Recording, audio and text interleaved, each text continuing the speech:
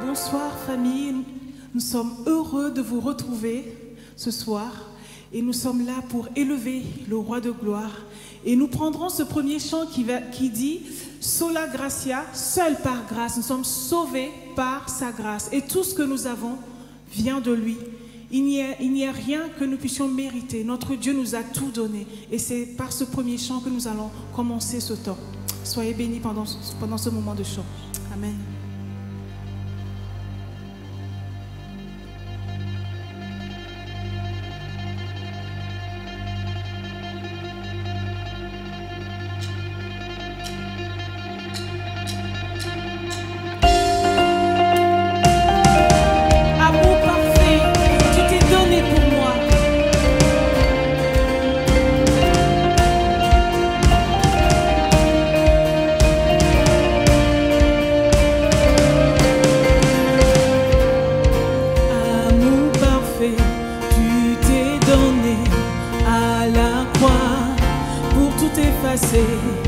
De mes péchés, tu t'es chargé sur le bois. C'est par ta grâce seule, que je suis pardonné. C'est par ta grâce seule, que tu m'as racheté.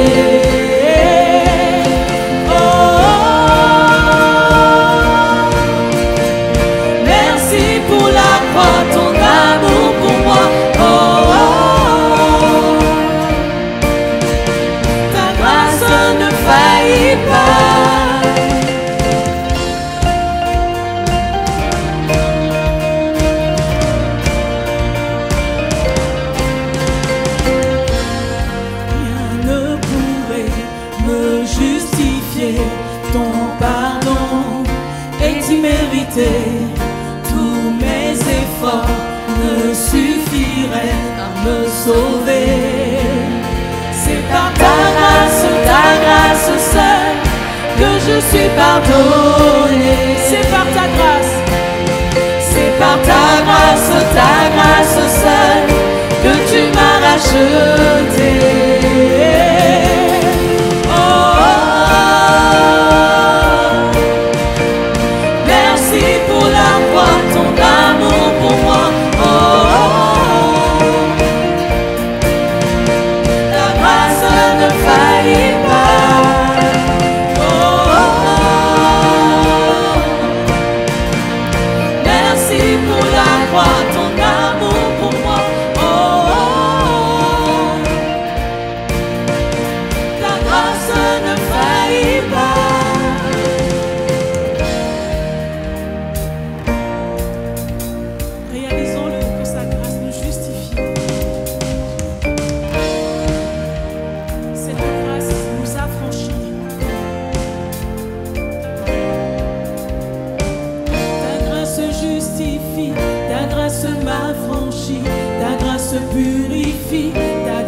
M'offre la vie, ta grâce m'a sauvé, ta grâce a pardonné, ta grâce m'a comblé, ta grâce m'a libéré, ta grâce justifie, ta grâce m'a franchi, ta grâce purifie, ta grâce m'offre la vie, ta grâce m'a sauvé, ta grâce a pardonné, ta grâce m'a comblé, ta grâce m'a libéré.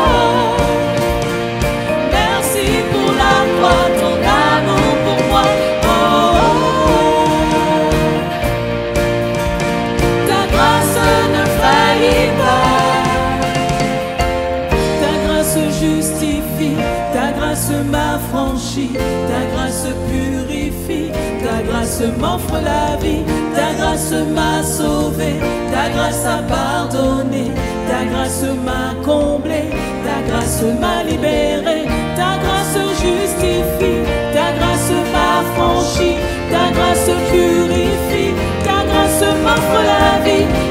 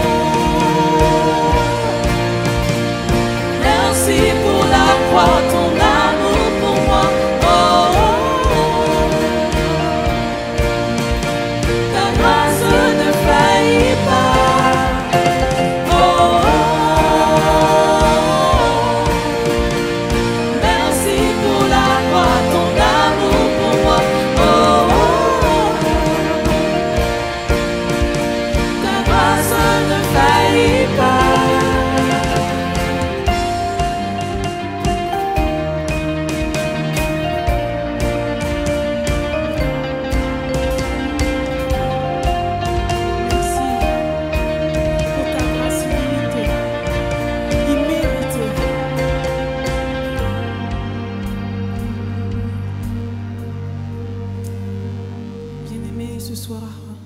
J'aimerais nous exhorter à compter les bienfaits de Dieu. Il a tellement fait pour nous que nous ne pouvons pas nous taire.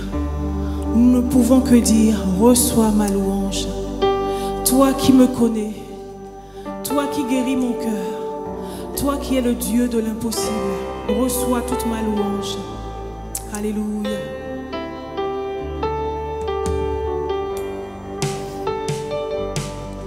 Pour tes bontés dans ma vie et ta grâce infinie, reçois ma louange. 10 000 ans ne peuvent suffire pour te dire merci. Reçois ma louange. Pour tes bontés, on va le reprendre. Pour tes bontés dans ma vie, ta grâce infinie,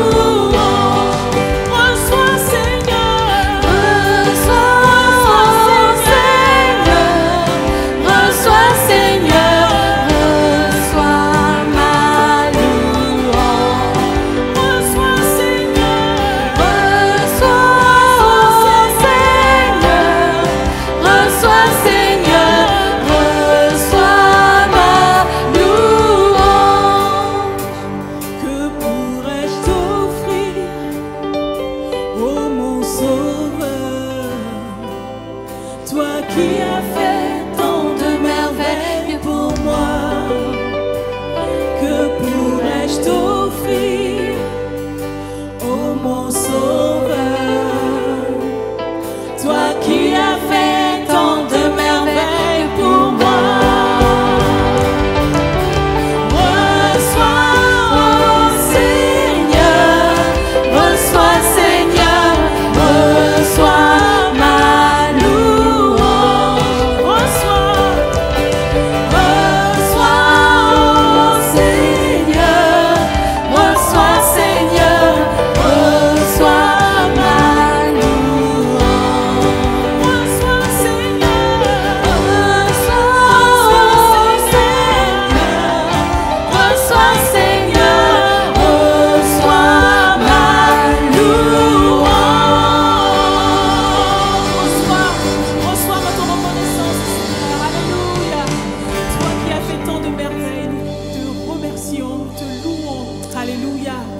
Jésus, amen, amen. Alléluia, Jésus. Toi qui as tellement fait pour nous, Seigneur. Toi qui nous as offert ta grâce, ton salut. Nous réalisons, Seigneur Dieu, ta grâce. Nous voulons te dire que nous t'aimons. C'est pour cela que nous voulons t'offrir un chant d'amour ce soir. Reçois ce chant comme l'expression de notre amour, de notre reconnaissance. Jésus, je veux te dire que je t'aime. Quand je considère, Seigneur, qui tu es, quand je considère ce que tu as fait, Seigneur. Alléluia. Jésus, t'offrir ce chant, c'est mon désir ce soir. Reçois ce chant, Jésus. Je veux t'offrir un chant d'amour pour mon Sauveur, pour toi, Jésus.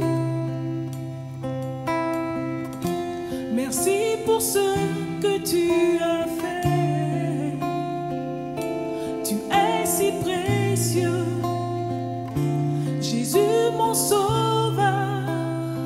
Ensemble, je veux chanter un chant d'amour pour mon Sauveur, pour toi, Jésus. Merci pour ce que tu as fait. Tu es si précieux, Jésus mon Sauveur. Je suis heureuse, tu m'as donné ton nom. Je ne veux pas être ailleurs. Je suis heureuse. Je suis heureuse, tu m'as donné ton nom. Je ne veux pas être ailleurs que dans tes bras d'amour, dans tes bras d'amour, tout près de toi, contre ton cœur, tout près de toi, contre ton cœur, dans tes bras d'amour.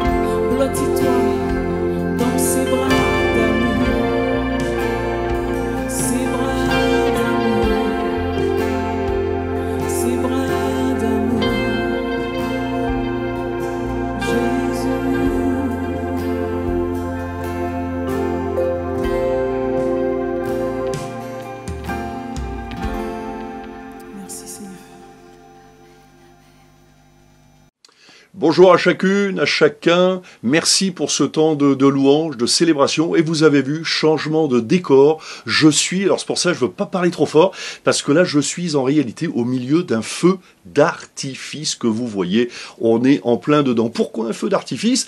Parce que le 14 juillet, nous fêtons, nous célébrons, ou nous commémorons, nous nous souvenons de la prise de la Bastille en 1789, la Révolution française. Et j'aimerais aujourd'hui vous parler de révolution, ou de changement, ou d'évolution, ou d'amélioration, ou de transformation. La Bible dit, et Jésus dira à un docteur de la loi, à un intellectuel, qui se posait des questions justement sur la transformation, la révolution, l'évolution, comment changer de vie, Jésus répondra à cet homme dans l'évangile de Jean, chapitre 3, verset 3, Jésus lui répondit, en vérité, je te le dis, si un homme ne naît de nouveau, il ne peut voir le royaume de Dieu. On a tous eu, à un moment donné de sa vie, même certainement à plusieurs moments, cette réflexion, il faut que ça change, ça ne peut plus durer, je n'en peux plus, je suis au bout, c'est trop injuste, l'injustice. Combien parfois nous souffrons de l'injustice. Et aujourd'hui, nous célébrons l'anniversaire de la Révolution française de 1789. Alors, révolution, je me suis demandé d'où vient ce mot. Alors, je vous avoue, j'ai inventé quelque chose. Révolution, c'est la contraction de rêve et solution, ou rêve et évolution. En tout cas, c'est vrai que toute révolution suscite des espoirs, des rêves, des solutions. On se dit, on va faire la révolution, on va tout casser, on va tout renverser. Et on rêve à une société plus juste. Ça veut dire plus de pauvres, plus d'opprimés. Fini l'injustice. Le mot révolution évoque un changement important. Et pensez bien que je ne pense pas justement qu'à la Révolution française, mais à la Révolution sous Lénine, puis d'autres révolutions qui ont eu lieu tout au cours de l'histoire de l'humanité. En tout cas, chaque révolution évoque un changement important et porteuse de rêves, d'espoir. Ça signifie, le mot révolution, ça signifie, allez, une page terrible qui va se tourner et une page blanche, enfin, qui va s'écrire et qui va se remplir de rêves, d'espoir et de justice. D'ailleurs, les trois mots de notre révolution, c'est égalité, fraternité, liberté, égalité, fraternité. Une révolution, au sens politique, c'est un mouvement qui tente d'amener un renversement en profondeur dans la structure politique d'un pays. Elle se produit quand un groupe se révolte contre les autorités en place. Les révolutions, par exemple, sociales, se caractérisent par de vastes changements de hiérarchie sociale, de l'organisation de la société, du fait d'un soulèvement de la population contre l'ordre établi. Cette révolution s'accompagne dans certains cas d'une utilisation de la violence, oserais-je dire, dans tous les cas, d'une utilisation de la violence. Et elle est terminée quand ses protagonistes ont quitté la scène. Mais que se passe-t-il après? Eh bien, malheureusement, en tout cas, l'histoire nous le montre, ce n'est pas mieux après qu'avant, et parfois c'est pire après qu'avant. Et c'est Napoléon Bonaparte qui a pu dire, je pense que lui il l'a expérimenté, il l'a vécu, mais avait-il raison de dire, dans les révolutions, il y a deux sortes de gens, ceux qui les font et ceux qui en profitent. Alors force est de constater que l'après-révolution n'est pas fait de lendemain qui chantent, mais souvent l'après-révolution transporte son lot de lendemains qui déchantent, la terreur, la guerre civile, le sang qui coule, et au final, l'injustice revient au galop avec son lot de violence. Alors je me suis posé la question, mais Jésus, lui, est-il un révolutionnaire? Enfin, on pourrait se poser cette question. Jésus est venu, c'est vrai, pour nous révolutionner, ou plutôt, Jésus est venu pour bouleverser l'être humain, pour renverser l'ennemi de notre âme, et pour nous transformer intérieurement. C'est ce qu'il tente d'expliquer à Nicodème en lui disant, je te le dis, si un homme ne naît de nouveau, il ne peut voir le royaume de Dieu. C'est-à-dire qu'il dit à Nicodème, tu rêves d'espoir, tu as des rêves, tu rêves de justice, et ce royaume-là, il existe. C'est le royaume de Dieu, c'est le royaume du ciel, c'est le royaume dont le maître est Dieu, dont le roi est Dieu. Mais comment entrer dans ce royaume ou comment amener ce royaume? Eh bien, Jésus va lui répondre, ce n'est pas par les armes, ce n'est pas en mettant une révolution, j'allais dire, humaine, culturelle, financière, économique, etc., ou sociale, mais Jésus lui dit, si un homme ne naît de nouveau, mais ça veut dire quoi? Ça veut dire que Jésus lui dit, tu as besoin d'une révolution intérieure, et mon ami, si tu veux que ta vie change, ce n'est pas en changeant l'extérieur, ou, allez, permettez-moi une image, c'est comme si on rentrait dans sa maison, dans son appartement, dans son foyer, on dit, je vais pas bien, je vais changer les papiers peints de mon appartement, eh bien, ça ne changera rien. Ce que j'ai besoin, c'est de changer intérieurement. Et donc, c'est ce qu'il tente d'expliquer à Nicodème. Nicodème, comme vous, comme moi, il se pose des questions, il a des aspirations, il a des rêves, il voit des injustices, et il se tourne vers Jésus en disant, mais que faut-il faire? Et Jésus lui dit, si un homme ne naît de nouveau. Pourquoi vous dire ça? Parce que la révolution de Jésus, elle est intérieure, mais elle est complète. Elle est intérieure, mais elle est radicale. La révolution humaine, elle est extérieure, mais incomplète. Extérieure, mais au fond, pas radicale. Ça ne change rien. Les principes d'injustice restent les mêmes, sauf que les têtes changent, c'est tout ce qui change. Mais Jésus lui propose une révolution intérieure. En vérité, je te le dis, si un homme ne naît de nouveau, il ne peut voir le royaume de Dieu. Et Jésus n'est pas venu ni armé, ni avec une armée. Il n'est pas venu non plus, Jésus, il y a 2000 ans en Israël, pour bouter hors d'Israël l'occupant romain, mais il est venu mourir à la croix du calvaire. Pourquoi? Parce que notre problème, mes amis, il n'est ni économique, ni politique, ni social, mais notre problème fondamental, il est spirituel. Nos ennemis, ce ne sont pas nos voisins, nos ennemis, ce ne sont pas les autres, comme pouvait dire Jean-Paul Sartre, l'enfer, c'est les autres, non. Mais l'ennemi, c'est celui qui nous a vaincus, c'est le péché qui est à l'intérieur et qui est le manipulateur, le trompeur, le grand menteur, c'est le diable. Jésus nous dira, il existe un autre royaume, le royaume des ténèbres. Et le diable, il est venu pour dérober, pour égorger, pour détruire. Et Jésus est venu pour briser le pouvoir de la malédiction. Jésus, véritablement, est venu pour provoquer une révolution, mais une révolution intérieure. Le diable veut ta perte, mon ami, veut notre perte. Et Jésus est venu afin de détruire les œuvres du diable, naître de nouveau. Alors ça veut dire quoi, naître de nouveau? Naître de nouveau, ça veut dire tout simplement se détourner du diable et du péché. Ça veut dire demander pardon à Dieu d'avoir vécu sans lui, d'avoir essayé de vivre sans lui, d'avoir exclu Dieu de notre vie. Voilà ce que c'est se convertir, c'est faire demi-tour. Et Jésus disait à Nicodème, tu as besoin de faire demi-tour, il faut que tu changes d'orientation, il faut que tu changes de priorité. Se tourner vers Dieu, c'est laisser Dieu nous gouverner par son esprit, c'est se laisser aider par Dieu, c'est dire Dieu devient mon Seigneur, Jésus devient mon Seigneur. Et une révolution aboutit toujours à un changement de gouvernement. La révolution intérieure que Jésus nous propose, c'est non pas un changement de gouvernement, mais c'est d'abord un changement de gouvernant. Le diable nous gouvernait, mais Jésus nous dit, dis non au diable maintenant, dis oui à Jésus, afin que Jésus nous gouverne.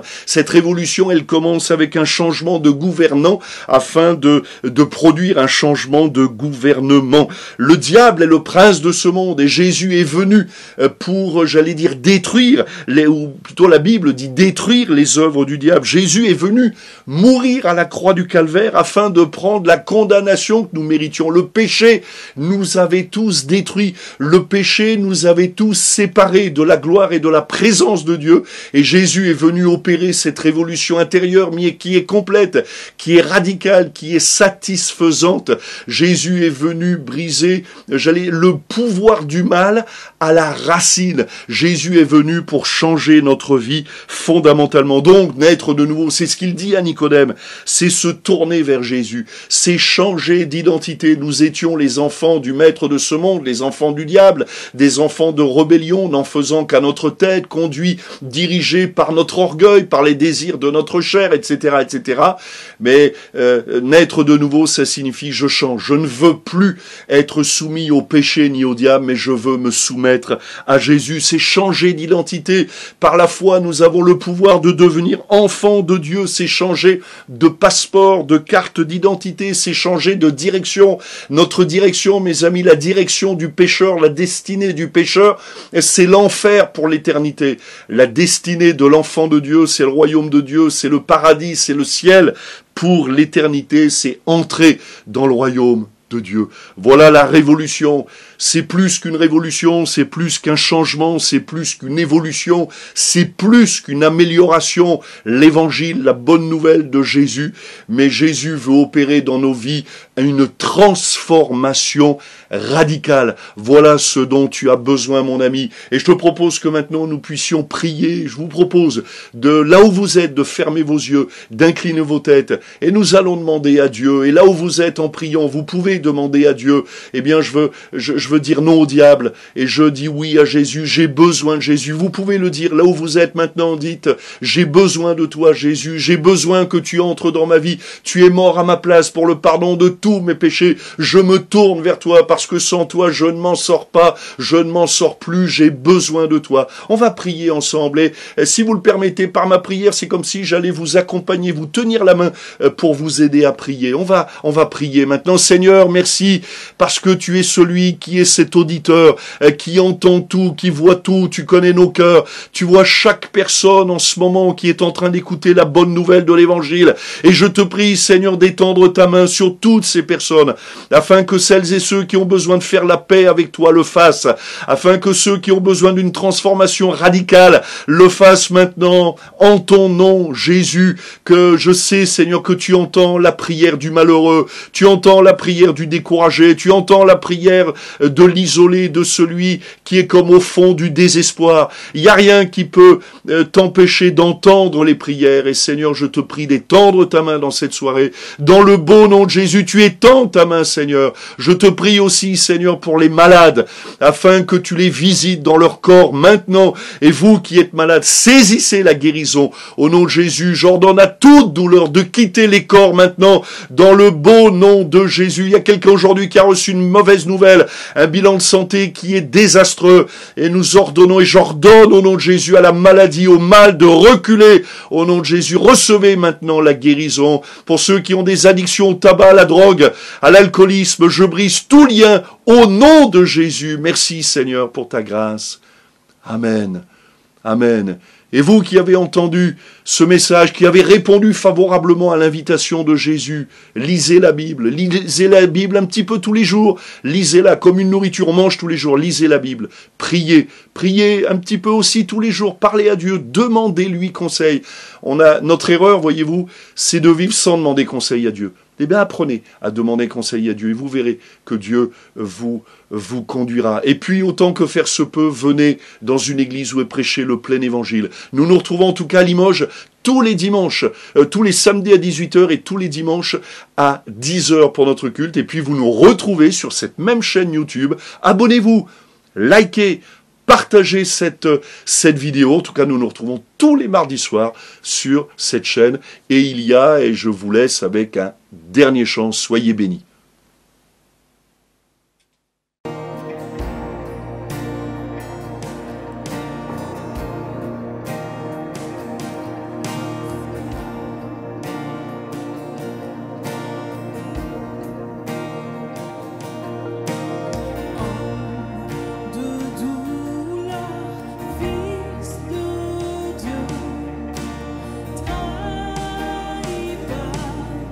Les siens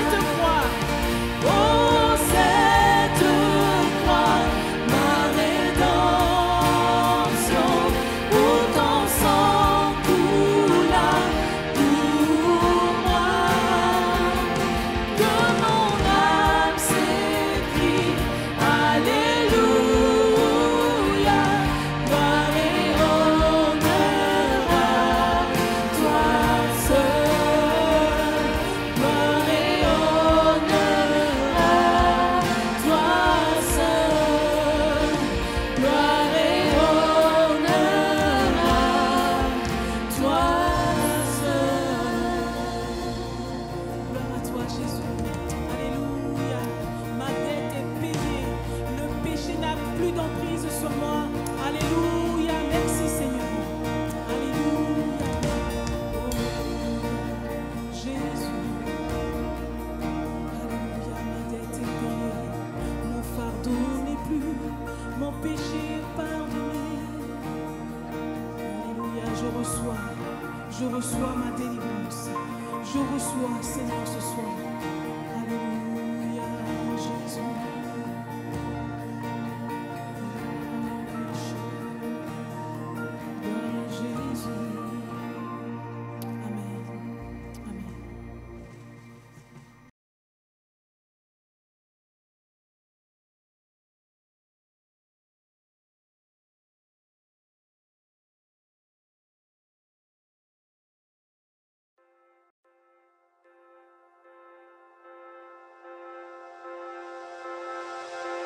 Amen.